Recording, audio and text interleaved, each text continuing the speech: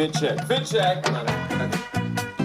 Well, I'm just casual Friday. Come on, look at me. Look at me. Casual Friday.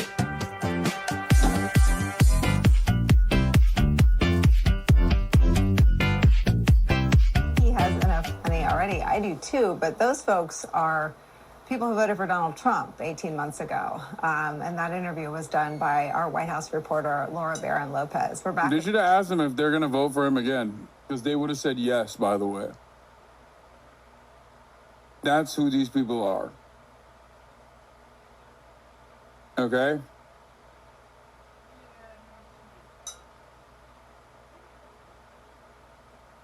That's what's so amazing about these fucking hogs, is that they will openly say, like, yeah, Trump fucked a lot of people over. It's really messed up. I can't believe it. And then they'll be like, and I can't wait to vote for him again. Even if it's illegal, I will be illegally voting for him. I will be writing his name down.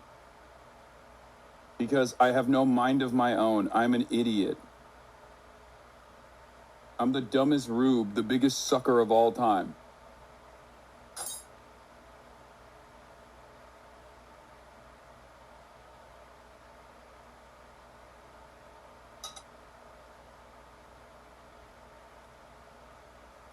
Anyway,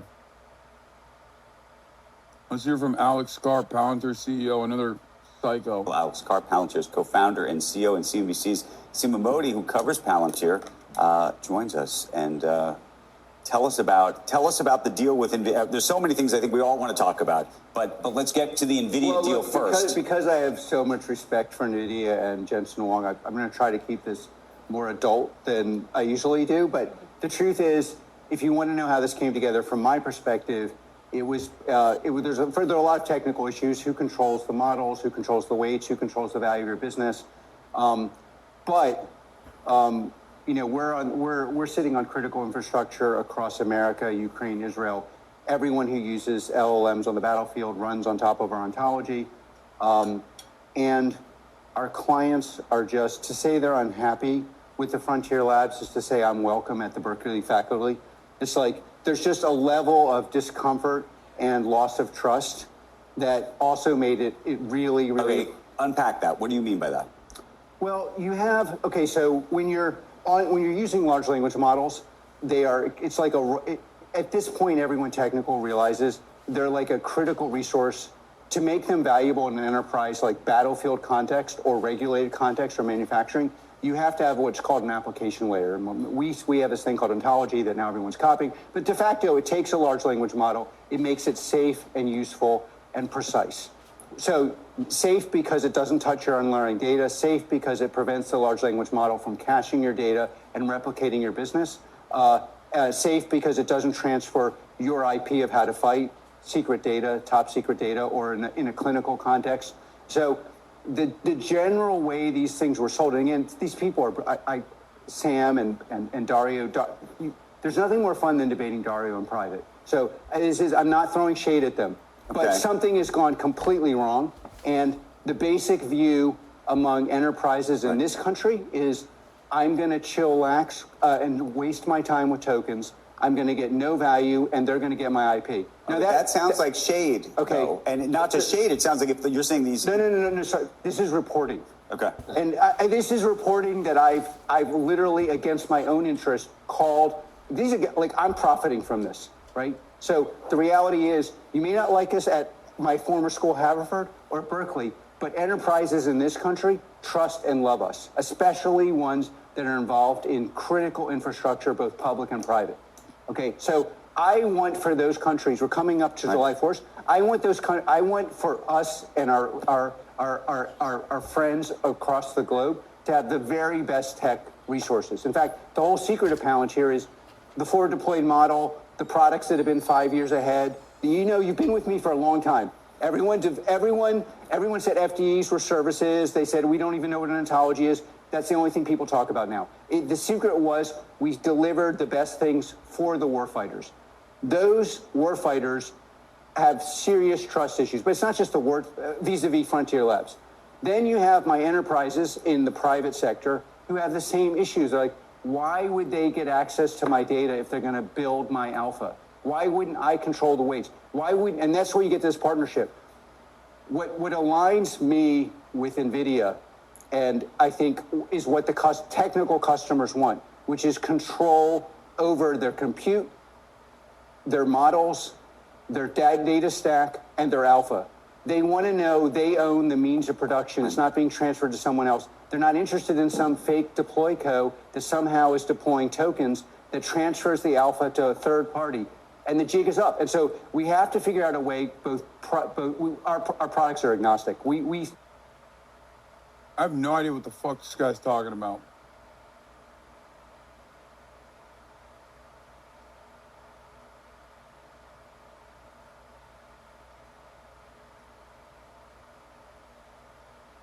What is he saying?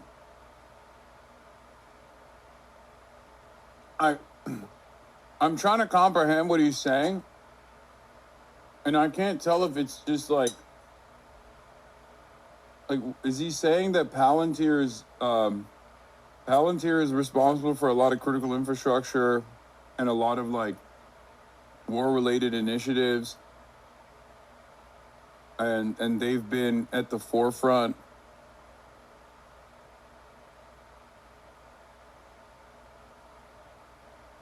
and he's warning about something or another with NVIDIA?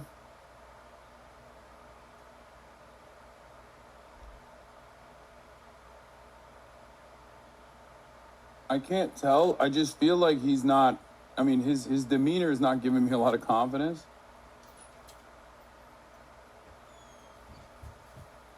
And the things that I can understand about what Palantir does, at least from the way he's talking about it, what's terrifying is, what's fascinating here is if you listen closely, is that Alex Karp believes that Congress is going to implement a wealth tax in reaction to the AI hype doomerism from Sam Altman and Dario. So he's urging everyone to dial down the rhetoric. He has put his finger on what is arguably the most important fight of our moment, the extreme concentration of wealth in a few hands. He's right that this is the moment for the public to react, or the public to act. We now sell a product to customers that allows you to switch from model to model and we're completely agnostic, but we need to rebuild trust, and that trust is going to happen where everyone gets to ask and answer basic questions. Who owns the data? Where is it cached? Are the prompts secure? Is this being transferred to you?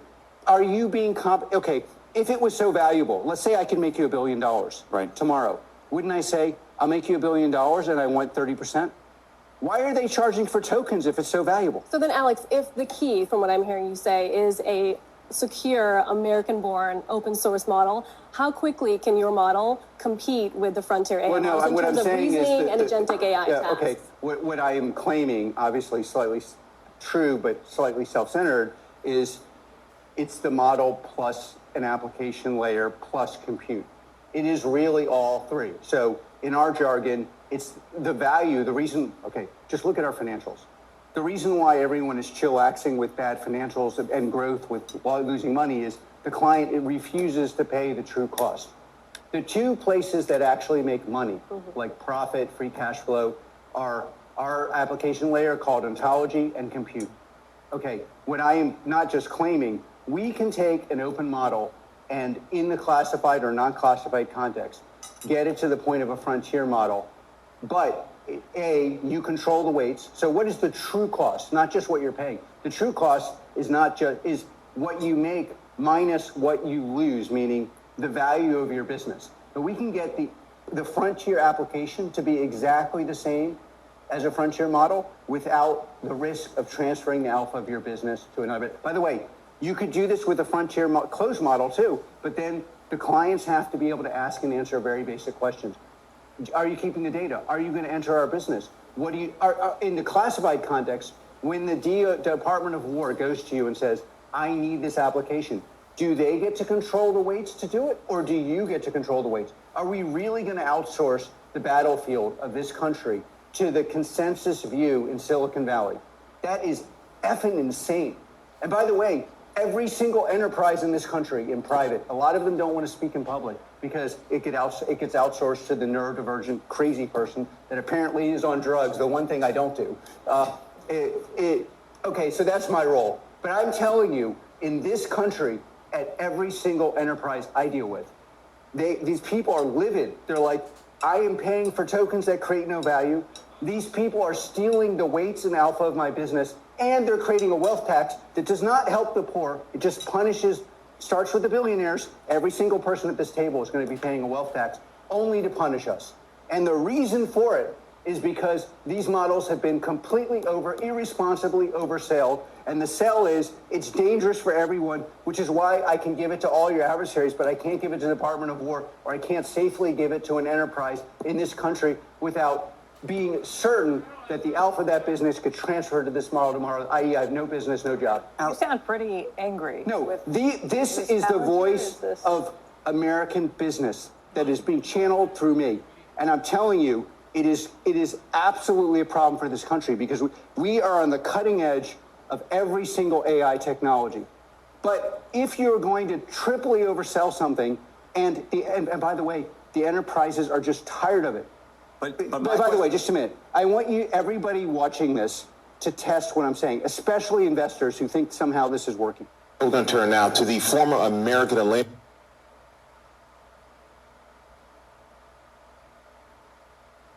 Being charged with intentionally damaging the reflecting pool in Washington. He said. Here's the 20 minutes where he starts praising Israel.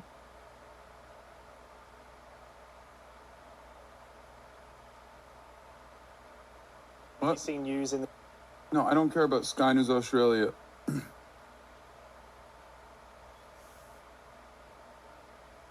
Where's the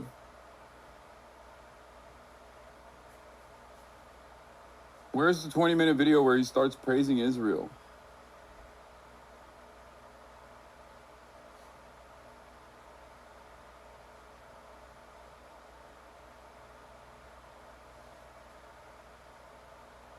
Terrible AI bubble, and that we're going to, in a quarter or 2 or 3 quarters from now, we're going to hear that big enterprises are canceling their subscriptions to these products, or that the build out is going to slow because the math doesn't add. This is the tragedy of it.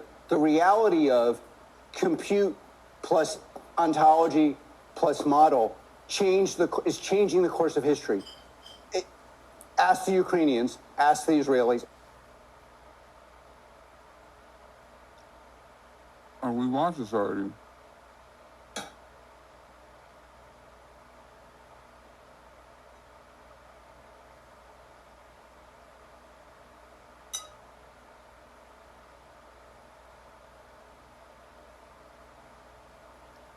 I mean, I know he's pro-Israel.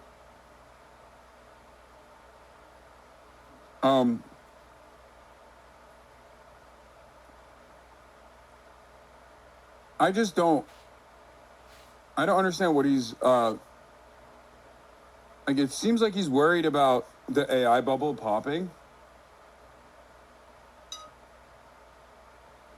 It seems like that's his big fear, is that the AI bubble is on the verge of popping, and his entire business model relies on people, obviously, continuously using AI. They use AI extensively in Palantir. And Palantir is like a middle manager, right?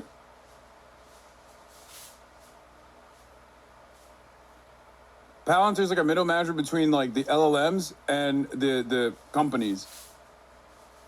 So it's not like they have their own large.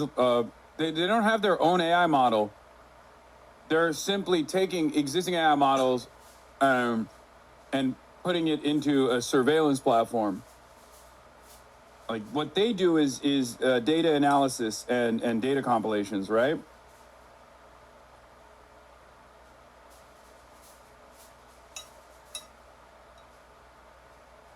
And I can't tell if he's just like mad that due to some of the restrictions coming from the European Union, that his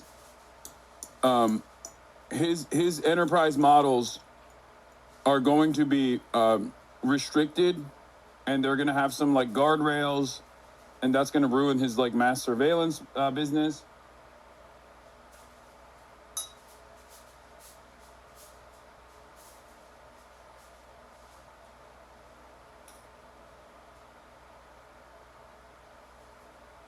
He's also worried that this is going to cause investors to pull out and lose confidence. And then right at the precipice of that lack of investor confidence, right at the precipice of that bubble bursting, there's also an imminent wealth tax. And he's saying this is like a complete civilizational collapse for people like him.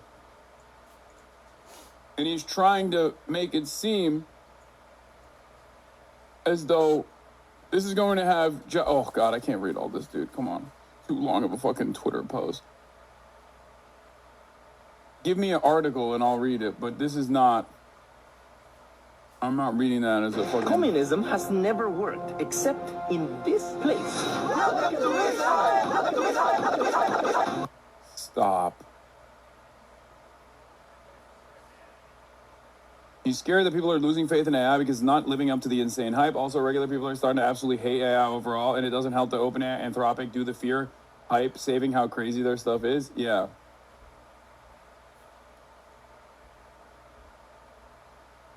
That's what I got. He's saying he got the whole package with NVIDIA servers, model, and app on top so companies can keep their data private as a sales pitch he can sell to everyone while OpenAI and Anthropic can't. Or do they only sell access to a model?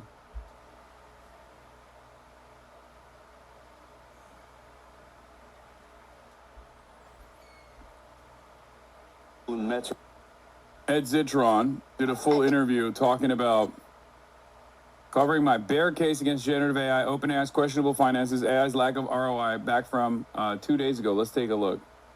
Thanks for joining us here. So, you know, we don't really know at this point in time, right, what the actual financial picture of these companies look like. Well, they wouldn't be the first with bad financial profiles to go public. Well, they'd be the first to be this bad, other than WeWork, and even then, this is so much worse than that. OpenAI burned $20.9 billion in 2025. That's their audited financials that the FT&I reported. And the problem with these companies is their margins are getting worse, and their costs increase linearly with their revenues. There is no proof that they can improve their margins. No amount of specialist silicon or supposed Vera Rubins will bring these costs down. And we're at a point now where OpenAI is now potentially pushing their IPO to 2027 because they couldn't get $1 trillion valuation. It's clear that people are wising up to the problem of generative AI, which is there's not really a business there. So that was something that was discussed yesterday on Squawk Box. The comments from Alex Karp, the Palantir CEO, making their rounds. I think we have a clip teed up. Take a listen. The general way these things were sold, and again, these people are, Sam and Dario, there's nothing more fun than debating Dario in private. So I'm not throwing shade at them, but something has gone completely wrong. And the basic view among enterprises in this country is I'm going to chillax and waste my time with tokens. I'm going to get no value, and they're going to get my IP. Yeah, so he was being sarcastic there. This idea that enterprises are balking at this idea that they're going to be paying all this for tokens. They're not going to be able to control the data usage and how the data is used, and they're not able to really measure ROI. What do you make of those comments? I mean, I hate to agree with him, but he's right. These companies, Anthropic and OpenAI, they encourage waste. He actually said that these companies don't charge on outcomes, they don't charge on success, because you can't with large language models. They're inherently hallucination prone, as proven by OpenAI themselves, and so they encourage waste. They want you to spend a lot of money, and then they try and pilfer your ideas. Anthropic already tried it with Claude Design, with Figma, and I believe they have a relationship with the company, and Dylan Field even said he was shocked by it. And what's crazy is, as well, is their copies of these companies are not particularly good. They don't make great software. You'll notice that both Anthropic CEO Dario Amodei and Sam Altman have both said, we can't wait to see what you build with this. Well, that's because they don't know what you can build with this. They want everyone else to do their innovation for them, spend as much as they can on tokens, and then take whatever's left. Except they lose too much money for that strategy to actually work. So then what do you think should happen? Do you believe that these are companies that should be nationalized? As we read in the intro, there's discussions reportedly that the administration and potentially some sort of sovereign wealth fund would take a 5% stake in OpenAI? I mean, is that a situation that you would like to see happen, or do you think that's more disruptive? No, I don't think there's any need to. They talk about, I think Sam Altman said, well, we can share the benefits of AI and the profits of AI. What profits? What returns? That 5% will have to get congressional approval. The Sovereign Wealth Fund is still an idea at this point. But fundamentally, large language models are not the future. The only reason big tech is investing in this is that they've run out of hypergrowth ideas. They don't have a next iPhone. They don't have a new Google search. So they've put over $1 trillion, with trillions more to come, into a kind of a dead-end industry, because when that ends, they'll have to admit that they don't have anything else. So you think AI, LLMs overall, is a dead end? And you see no business model here. You see no utility from AI whatsoever. I see this as, in the future, as a boring hardware-based business, the kind of the Oracle licensing hardware model. I think this is a $10 to $30 billion TAM industry, pretending to be a $1 trillion one, and because everyone's propping it up, because they have no... Yes, it looks like unexpectedly Palantir, of all companies, being quite the canary in the big tech mine. Yes, they obviously do this for self-serving and cynical purposes, and yes, they're of course also very much part of the problem and not the solution, but it doesn't make them wrong. Sometimes it takes a vulture to tell you somebody is dying.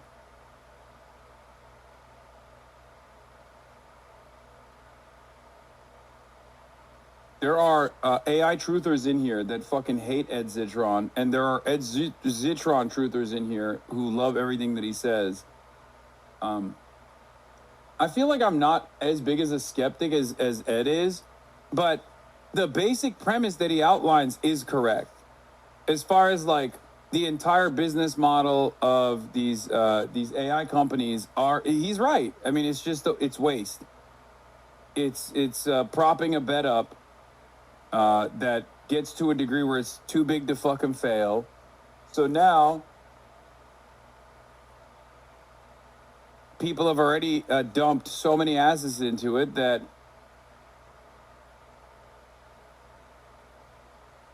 that they just have to kind of keep pumping it. It's a sunk cost. It's a bubble.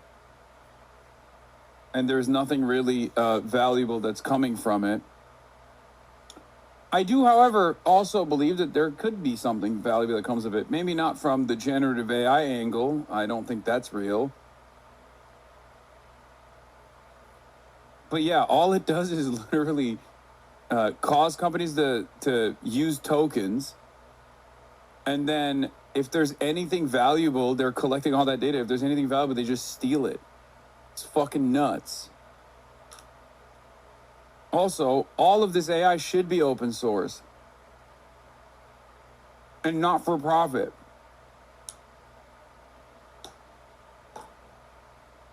It literally does not exist without sucking up every piece of data available on the internet and even beyond the internet.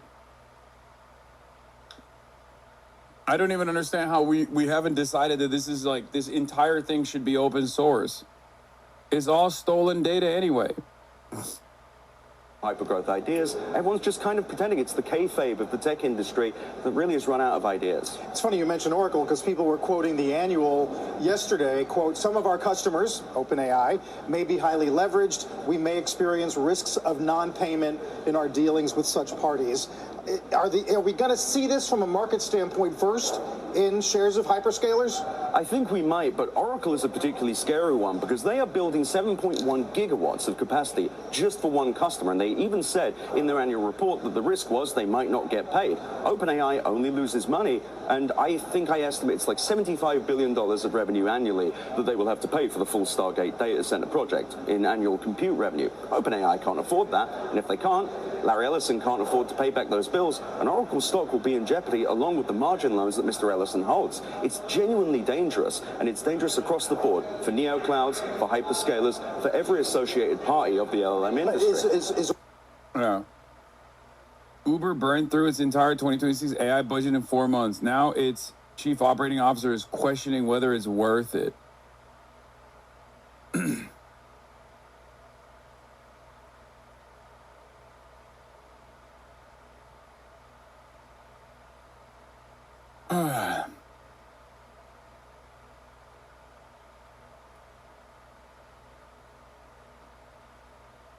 There's also this, yeah. Rare book dealers fear tech firms are destroying obscure editions to train AI models. Secondhand book sales across Europe, including in the Netherlands, are raising concerns over AI companies buying large numbers of obscure and often rare books. The alleged intent behind such shopping is to scan and destroy them for AI trading.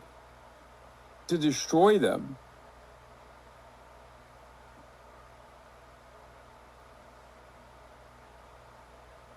It genuinely, literal fear bait. Oh, here. Ed Zitron is a cope grifter. Zitron is a cope monger. You can't steal information that's available on the public internet. I don't understand how every new meta, every new piece of tech, there are always community members in here who just lose sight of their own fucking personal values and will fall for the new scheme. I lost so many fucking fans during NFT Gate, man. There were so many goddamn fans in here that literally were like, dude, you just don't want us to make money. Fuck you. You just don't want us to make money. You're a fucking idiot. NFTs are the real truth. And it was mind-boggling to me. It was mind-boggling. I was like, how can you not see it? It's like the purest expression of graft. Like, it's so unbelievably fake. I've made thousands of lifelong haters during NFT Gate.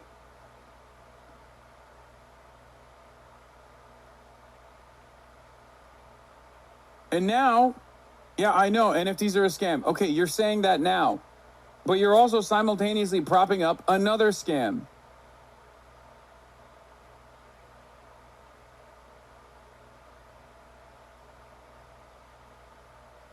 I lost hella money and I'm still a fan. Yeah, you should have listened to me at the time. And you wouldn't have lost hella money. By far the best example was when Chat genuinely wanted you to register the deed to your house as NFT. The argument was you can begin the wave of decentralizing the concept of home ownership. I know.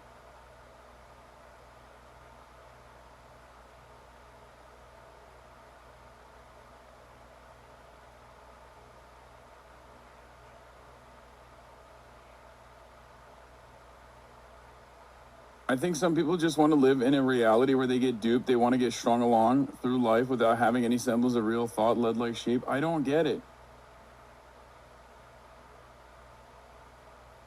I joined around NFT time. Shit was wild. Didn't a bunch of weirdos approach you to make some as well? Of course, dude. You know how many fucking companies wanted to give me millions of goddamn dollars to do my own NFTs? To fuck you? Each and every one of you? Some content creators who are desperate for cash because they have a fucking court case revolving around the distribution of revenge porn, burning a hole in their fucking wallets, will take those take those donations, take those sponsorships, whether it be an NFT sponsorship or whether it be Kalshi, for example. Okay? I'm not one of those people. And so many of these motherfuckers will always. Dude, dog. I literally I gave you a 30-minute timeout.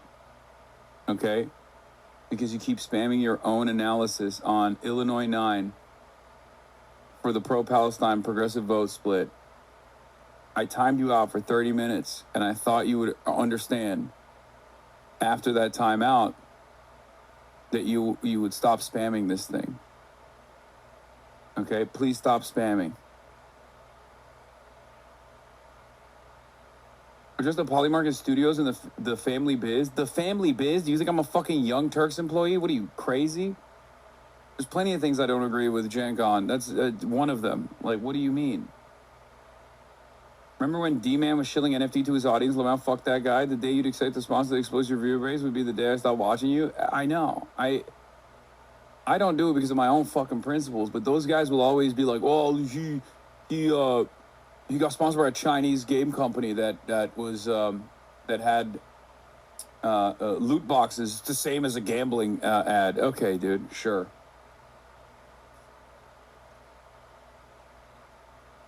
Sure, buddy. Yeah, no, that definitely takes away the moral wound.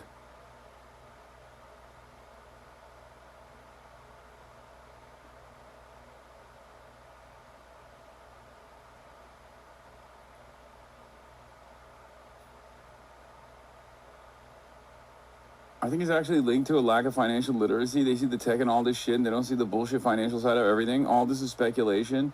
Literally everything is a casino. Leftist accountants and finance professionals rise up. LLMs are not the be-all, end-all of artificial intelligence. The computer will be used for other things. Ed Zitron is a cope seller, but he's right. The companies are not handling a token waste well. Skill issue, in my opinion. Okay, this is a little bit closer. I don't think he's a cope seller, but this is a little bit closer to my worldview as well. LLMs and generative AI is the consumer-facing side and the business-facing side of the business model, okay? They need a lot of data. They need a lot of input in order to tweak their models, okay? They need to suck up every piece of data that's readily available on the internet and also off the internet. Machine learning in general is very useful, yes. And there are already existing use cases for machine learning, especially with guardrails, especially when it comes to the field of medicine, okay? Like there's good stuff out there for trying to show me useful AI. You already use useful AI. You don't even realize it's artificial intelligence. It's also not actually artificial intelligence, like fucking a robot with his own brain. Like many tools that people use in Photoshop already have some level of AI, okay? Generative AI, on the other hand, generative AI or LLMs are, I mean, there's some use cases for them too, but the way that they are deployed, the way that people talk about it, because they needed to increase the, because they needed to get people to buy in and get excited about it, the most common uses for LLM and generative AI is awful. Okay, it's just dog shit. It also happens to be the most wasteful aspect. So the thing that's causing hype around this new piece of technology that they're developing also happens to be the most useless aspect of it, and also happens to be the most wasteful aspect of it. So if they don't have some sort of breakthrough technology in the process in the next year or so, or in the next couple of years or so, eventually people are going to go, what the fuck did we dump trillions of dollars for this nonsensical bullshit? It got us nowhere. It ruined the water supply. It also jacked up electricity prices. What the fuck is going on?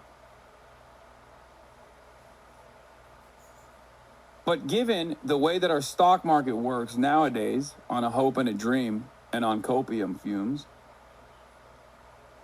so much of the major GDP creators are now directly involved with AI in one way, shape, or form. As a matter of fact, all the GDP growth that came from the American economy directly came from AI and AI-related companies.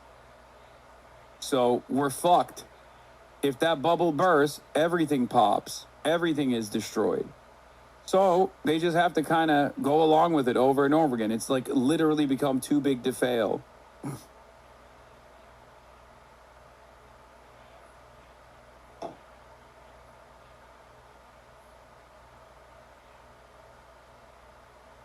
The worst element of AI, beyond its impact on the environment, beyond jacking up the electricity prices, is also, one, it's not technically reliable, while it's still being mass deployed for surveillance. So not only is it not reliable, it's already being utilized for mass surveillance. It fucking sucks.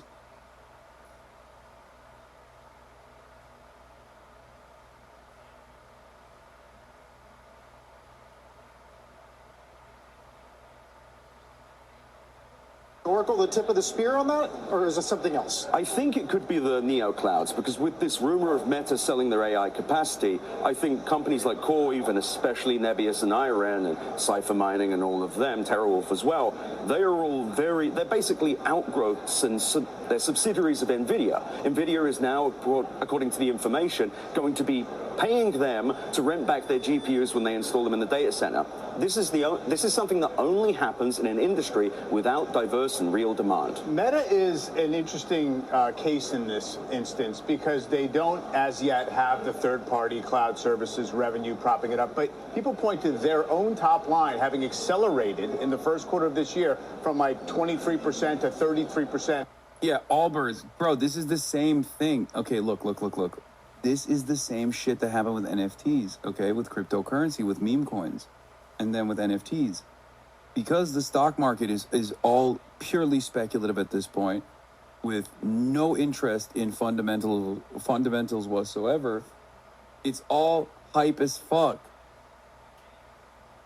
Any company that says, oh, we're moving into AI, we're moving into the AI space, sees a big boost out of it.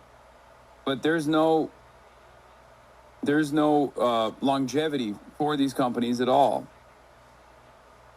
Bro, come on, they are not comparable? No, 100%. It's the same driving principles, the shiny new thing. If you say you're shifting, if you're shifting to AI in some capacity, then there's a lot of people that invest. There's a lot of people that think, oh, this is going to be great.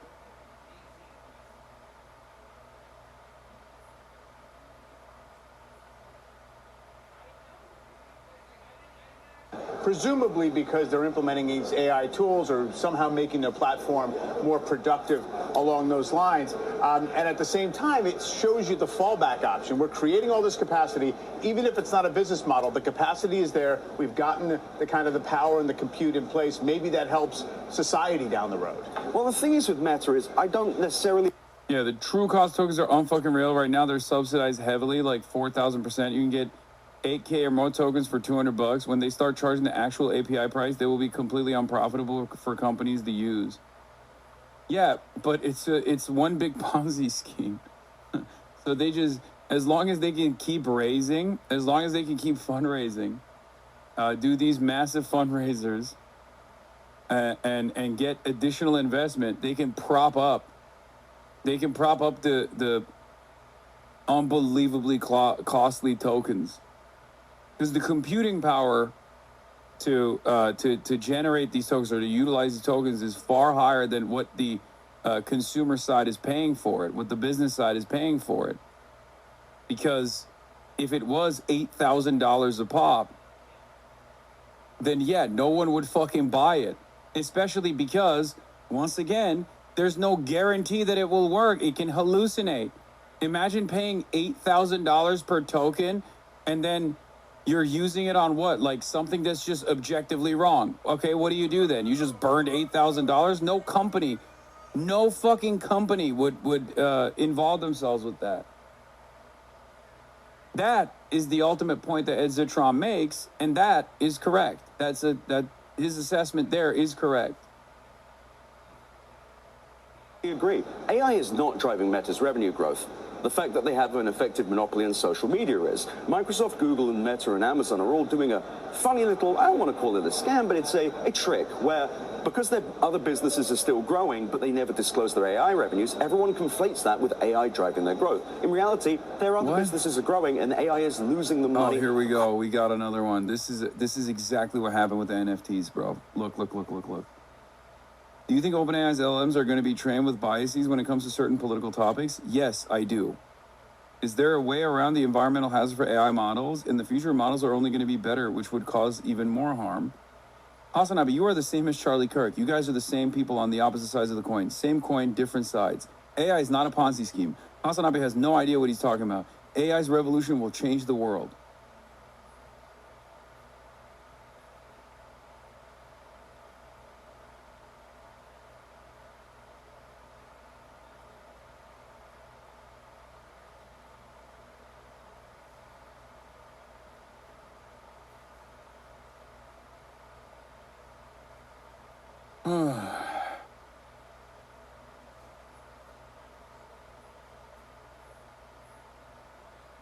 Yeah, it is changing the world already.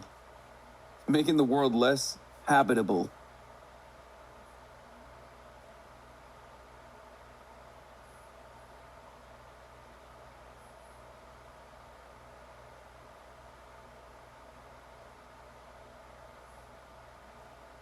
I used to work as an AI trainer. There's companies that content policies, which are essentially biases, and everyone can see these now. Yes.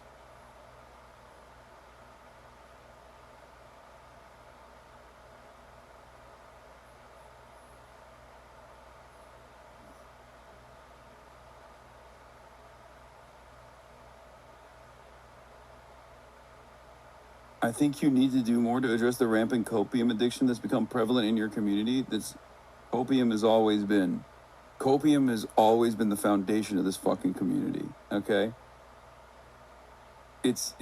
We have crack addicts. We have copium addicts in this chat. Always.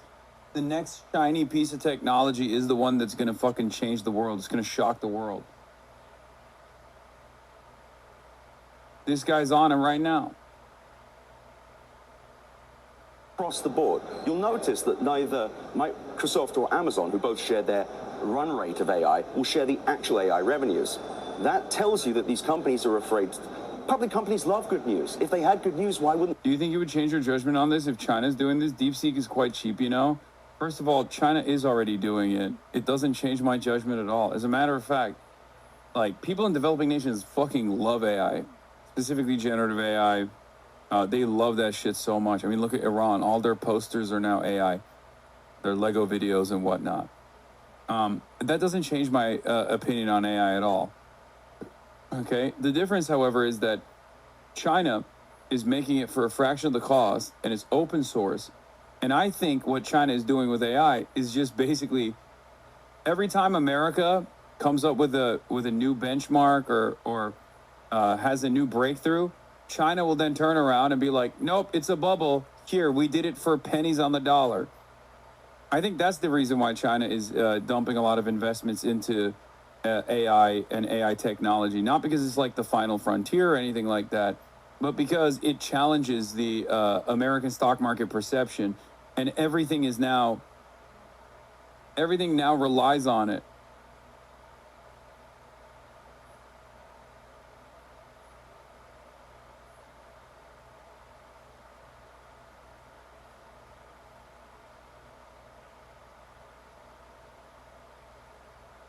Yeah, China can only make models this cheaply because they're distilling U.S. models. I know. They're stealing. I know. You're right. They're always. Just America's the great innovator and China is the great stealer. China is spending billions on AI not to develop anything but to fuck with America is an embarrassing take. I mean, I already said that there's usage for AI. And it's not just to fuck with America, it's to undermine the next frontier of American finance. That's not just to fuck with America. That's the destruction of the American economy, potentially. They're keeping some level of tech parity while simultaneously able to use it like a needle to fucking burst the American AI bubble.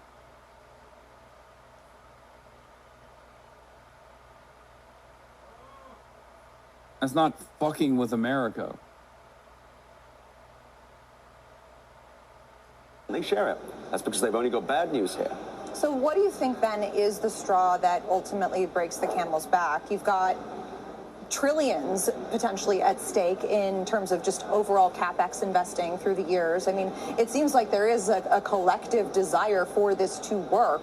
What ultimately provides the challenge or presents the challenge in your mind that kind of reverses all of that? So I heard a Goldman analyst say recently that the first hyperscaler to pull capex will get rewarded by the markets. China's stealing such a dumb take. All the big LMs are probing each other for training data. No, it's really funny to say that one country's AI is actually stealing as opposed to my country's AI. My country's AI models are built off of not stealing as opposed to the Chinese one. That's the funniest thing you can say about AI. Like, all matter of machine learning is technically built on, if you consider that to be stealing, theft. I think it's inappropriate to paywall it in any way, shape, or form because the entire business model revolves around stealing. Okay? It's crazy. If you are going to steal all of the patents, all the IP, and everything else, for that matter, to build out your business, you can't fucking charge people for it. I think that CapEx pullbacks they're the sign.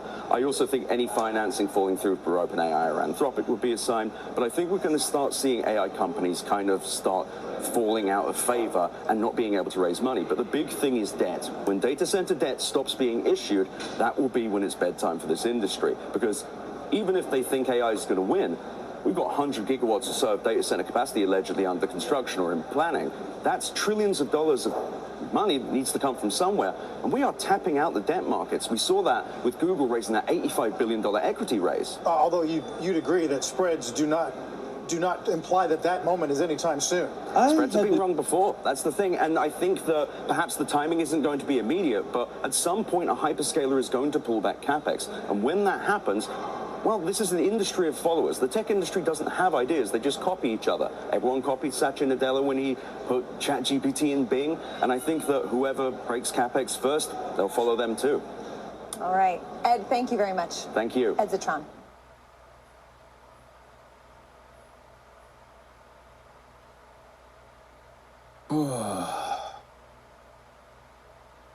OpenAI spending hit $34 billion last year ahead of planned IPO.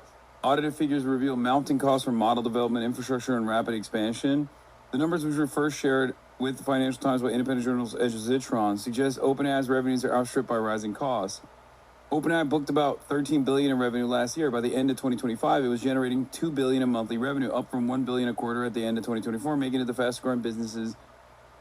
one of the fastest-growing businesses in history. But heavy spending contributed to a nearly eightfold increase in the net loss attributable to OpenAI, which soared from $5 billion in 2024 to around $39 billion in 2025. This is just like the opposite of capitalism. Okay? It's so funny.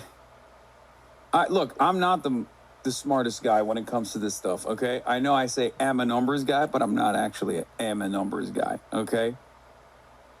But back in my day, you had to have a business. In order for a business to work, you would have to have upfront costs, but then at the end, the product, when you added the labor to it, okay, you would generate value. You'd have a new product at the end of that process, okay, and the new product that you sold would have to be cheaper, or it would have to be more expensive, rather, than the amount of money that you spent creating the product.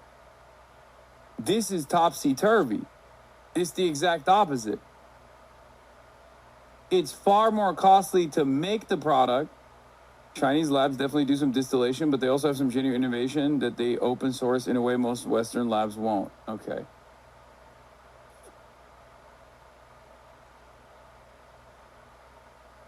It costs more to make the product than it is to sell it. What are we doing?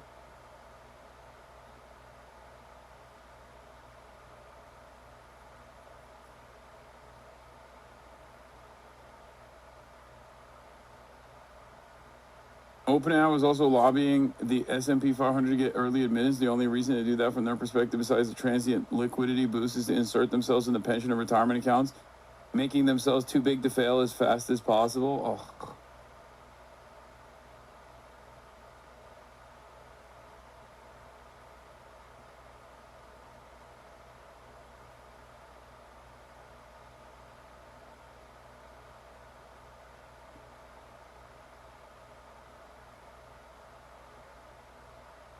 You don't understand business. Sure, they lose money on every transaction, but they'll make it up on volume. No, there's no way to make it. You're being summoned, by the way. What is this?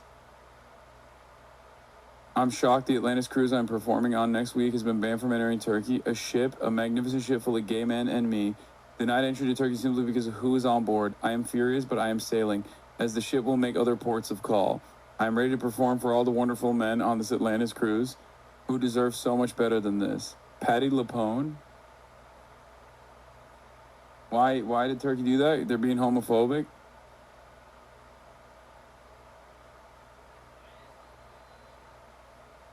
Hasan the Hunt do something? I don't think Caroline understands. I can only hurt their cause. Me showing support for this ship would only cause Erdogan to ban it extra hard. You know what I mean?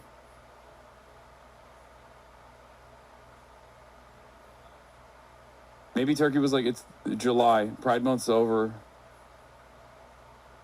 Pride Month's over. It's July. Pack it up.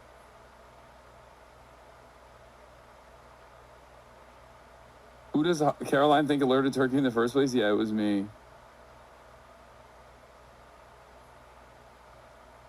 I did that. Ben Jordan's new video talks about SpaceX and OpenAI. Oh yeah, I'm gonna cover that. Hold on. 7 years ago, a representative from Google reached out to me in an official capacity to discuss the company's energy use. I told him it would become necessary for major firms and core economies to reduce energy use in order to enable Paris-compliant decarbonization. They assured me that their new AI tools were already helping them identify ways to improve the company's energy efficiency, so they weren't worried. They insisted this would soon yield radical efficiency improvements and lead to energy use reduction using AI. Using AI to find new ways of decarbonizing. That's awesome. What do you think about Anduril? Dog shit. Absolute dog shit. Fuck Palmer Luckey. He also personally hates me, which makes things easier for me at least. Anyway, they insisted this would soon yield radical efficiency improvements and lead to energy use reduction without any change to their production activities. Yeah. Anduril's bitch is so bad. Ukraine kicked him out of the country. Anduril kicked out of the party.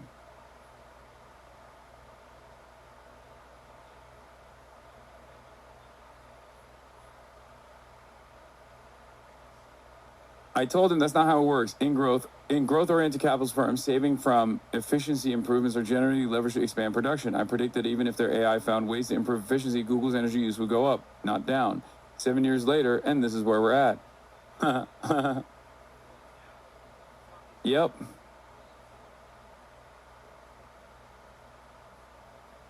Yeah. Anduril got the aux cord in Ukraine, and Ukraine was like, nope. Listed too, haven't you? We've been exposed to controversies and warnings and just nonstop bad news our entire lives, but this hits different. Beneath all of these chaotic headlines that we see. The richest country is pretty mid now. From friend of the show, Ben Jordan. Every single day, it just feels like something bigger is happening. Do me a favor. Try and think of just one general thing in your life that has improved in the last 10 years. Has your quality of healthcare improved? How about your quality of education? Your cost of living, your insurance coverage, your privacy, your freedom? Do you have more time to do what you want to do today than you did in 2016? On this day, 1 decade ago, the Dow Jones closed at around 18,000 points. Since then, it has skyrocketed, closing today at 51,000. That's right, it's over 50,000. Everybody said it was not possible. Don't you feel it? Don't you think things are getting so much better? So congratulations, unless of course your quality of life is not 2.83 times better. In that case, I made a video for you to watch. But this video isn't about evil CEOs or how capitalism and wealth inequality are out of control. You probably already knew those things. This is a theory, maybe a conspiracy theory, but a theory nonetheless. When you like Anduril, they developed their technology before they use government money. They're a lot better than Palantir. Oh shit, dude, my bad. They're fucking baby murder machines. They develop in-house before they use government funds. Fuck, I was so wrong. Oh shit, dude, if they make the baby murder machines ahead of time, then that's fine. That's what we're doing now? What the fuck? Someone's got to develop it? No, actually, no, not at all. You fucking work there? I know plenty of engineers that work for these firms, okay? I know many of them. Let me tell you, they don't have this mentality. I don't know if you're one of these guys, but it's crazy to me. We're like, well, someone's got to make the baby murder machine. No, I don't think so, actually. been sharing and discussing and refining for years. For you, it's merely some lenses that you can try on when reading your newsfeed. It's kind of funny because Anduril is like the Ukraine story is very funny for me. Because, like, Ukraine was like, your drones are dog shit. Please leave the country.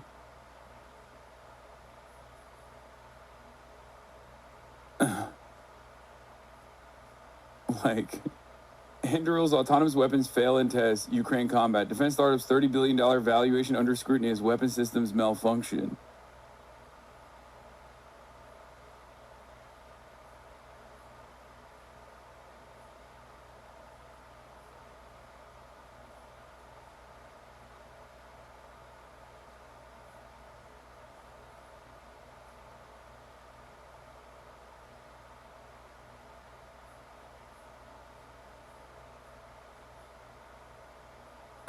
The cracks in Anduril Industries' glossy defense tech narrative becoming harder to ignore. What started as a whispered concerns about military contracts has now exploded into public view with damning details from the Wall Street Journal about systematic failures across the company's autonomous weapons portfolio.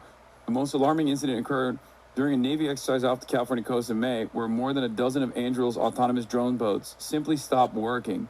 Sailors on scene warned of safety violations of potential loss of life. According to the journal's reporting, it's the kind of failure that sends shockwaves through Pentagon procurement offices already skeptical of Silicon Valley's promises to revolutionize warfare.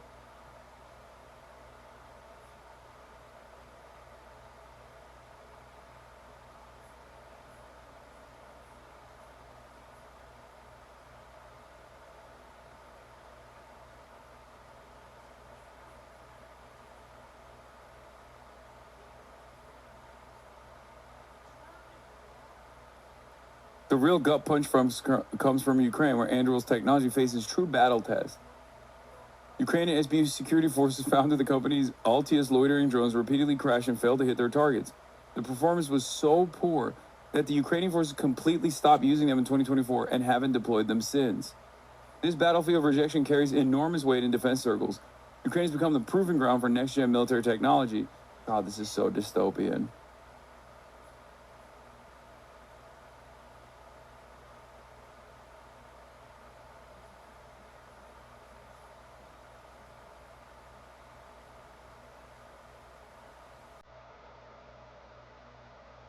an introduction to what comes after capitalism, something I can only call leveragism.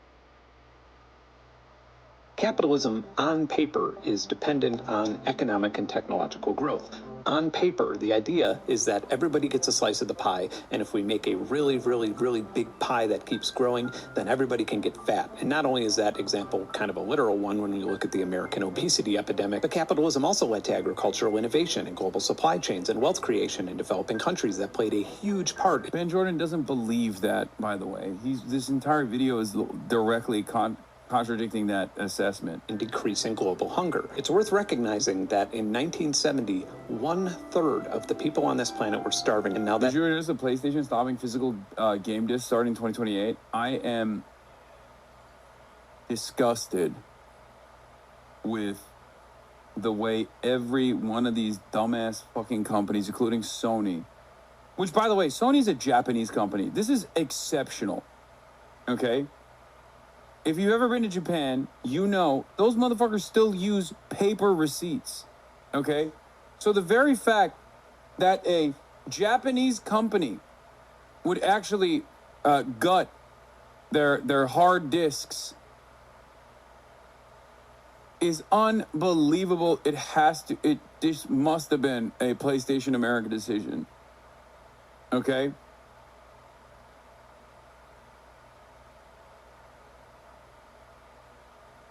We are going to lose all of our archives. And not only that, yeah, they invented Blu-ray. I mean, they invented a new technology. We're going to lose all of our archives. We're not going to own anything, dude. It's insane. Rentierism is coming to the field of entertainment. It's already here. What the hell is happening? I hate this shit so much, okay? I hate this so much. The idea that you can't own anything, including video games, including movies, is so ridiculous. There's obviously a million different reasons as to why this is dog shit. Number one, this already happens all the time, with the exception of like maybe one of these, with the exception of maybe like one or two of these platforms, like the one that Cyberpunk is sold on. I forget what it's called. Most of these platforms regularly pull back their archives. Yeah, GOG is the only one, I think, that literally doesn't do that, right? But even Steam, like Valve,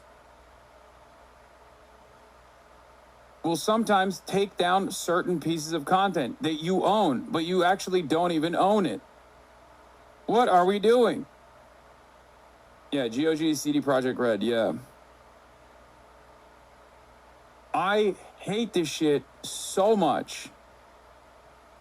Okay? I hate it so much. It is so fucked up. It already happens. You're just not aware of it. Okay?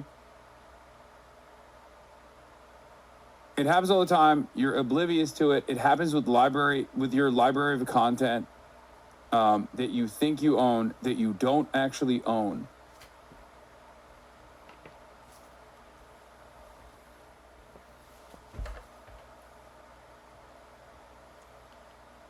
It's ridiculous. Maximilian dude blamed Trump for the Sony decision, and a bunch of hogs got mad at him Games for will it. be released on PlayStation Store and at retailers and digital formats only. I have choice things to say of how we got here, but I'm going to save it. Us being in this precarious position didn't just happen because things happen. This happened because people voted for very specific people. As consumer preference, games will be released. Yeah. Because did Maximilian dude just blame Sony? No physical distribution on Trump? What Max is alluding to here is that the current administration has virtually no consumer protection operations whatsoever, and that's by design to be as business friendly as possible. There's also the fact that the Supreme Court is extremely corporate friendly, so there's no legal avenue in the United States to realistically challenge Sony or any large multi-billion-dollar firm. This is all a result of our current trend in electoral politics. Who we vote into office matters, and there are downstream effects that you wouldn't normally connect that flow out to who controls the American government. I know a lot of people have varied opinions on Max Dude, but on this point, he's actually right. This is such a non-issue. It's not a non-issue. You don't need discs to pirate games. You never owned games. This is such a non-issue. Okay, look, I love piracy. You know this. I am very much pro-piracy. I'm so pro-piracy that I even made a joke about I would download a car if I could do it, alluding to the anti-piracy ads back in the fucking 90s, which became a massive point of controversy that Fox News still uses to this day. Yes, I love piracy. I'm pro-piracy all the way. I'm still frustrated that the legal avenues that existed for archiving things that you can own, okay, things that you can own and things that you can consume whenever you want to, are getting taken away. You never legally owned software, you were given a license. It doesn't matter.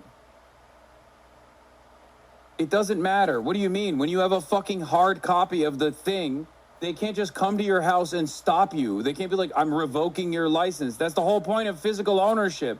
What the fuck are you talking about? Now, that license can be restricted because it's digital. Hello? What are you talking about? That's the whole point of fucking physical copies.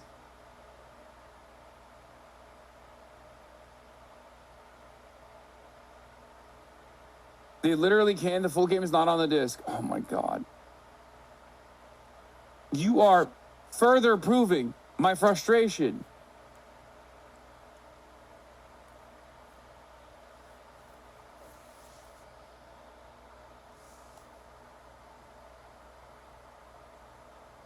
Everything is John Deere tractor, dude. Someone in the chat was asking earlier, what is right to repair, okay? Nowadays, these companies that provide hardware, okay, to use a gamer terminology for something that's entirely different, they're actually no longer hardware companies. They're software companies, okay? That's going to happen to cars as well. It's insane because everything is anchored around generating more profit, sucking more money out of you. If they sell you something, everything revolves around rent seeking. If they sell you something and you can use it for the rest of your life, they can't consistently farm donations from you. They can't consistently make money off of you, okay? This is, simply put, a company finding a new way to fuck you, a new way to get more money out of you rather than the initial upfront cost where you purchase the product and it's yours forever.